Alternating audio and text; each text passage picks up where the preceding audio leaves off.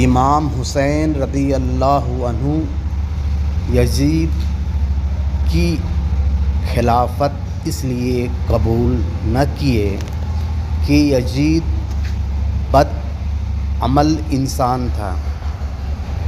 وہ بد عمل تھا مگر بد عقیدہ نہ تھا، اور آج ہم بد عقیدوں کی امامت کو قبول کرتے ہیں، بد عقیدوں کے پیچھے نماز ادا کرتے ہیں اور خود کو حسینی کہتے ہیں۔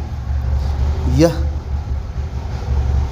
کیسی بات ہے کہ خود کو حسینی کہیں اور بد عقیدوں کی امامت میں نماز ادا کریں، جبکہ اللہ تبارک تعالیٰ فرماتا ہے روز محشر ہم تم کو تمہارے امام کے ساتھ بلائیں گے، یعنی کہ جو حشر امام کا ہوگا وہی میرا ہوگا۔